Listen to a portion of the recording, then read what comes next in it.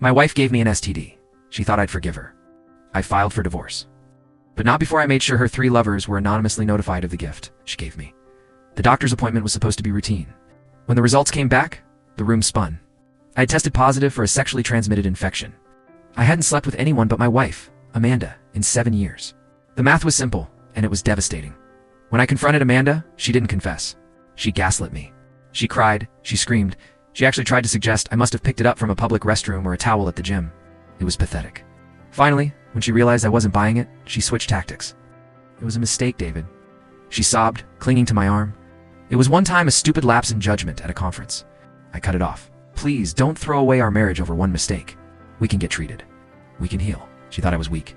She thought I loved her too much to leave. I told her I needed space to think. I moved into the guest room, but I didn't sleep.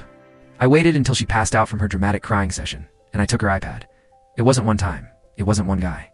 Amanda was running a full-blown rotation. There was Jim, Brad, coworker Jason, and most vividly our next-door neighbor, Mike. The messages were graphic. They were recent. And worst of all, they were unprotected. She wasn't just cheating on me. She was a biological hazard. She was putting my health, and the health of 3 other men and their potential partners, at risk, all while playing the innocent victim. I didn't confront her again. I got strategic first. I hired a lawyer and filed for divorce on the grounds of adultery, attaching the medical report as Exhibit A.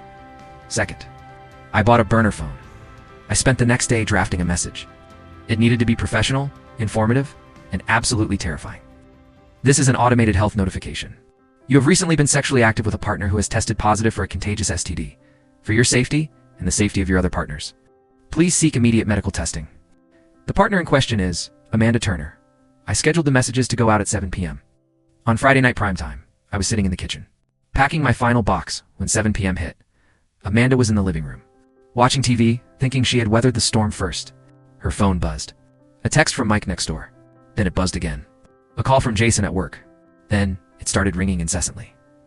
I walked into the living room. She looked pale. David, Mike just sent me a screenshot, ... He's freaking out. What is happening? I'm not sure, I said, picking up my box. But it sounds like you have a lot of explaining to do. To Mike, to Jason, to Brad, and probably to their wives. She stared at me, her jaw dropping as the realization hit. You told them?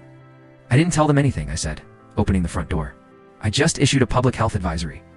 You're the one who created the risk, Amanda. I just made sure everyone signed the waiver. Last I heard, Mike's wife kicked him out. Jason got transferred to a different branch to avoid the drama, and Amanda is known around town as a walking red flag. She wanted to spread the love. Well, now everyone knows exactly what she's spreading.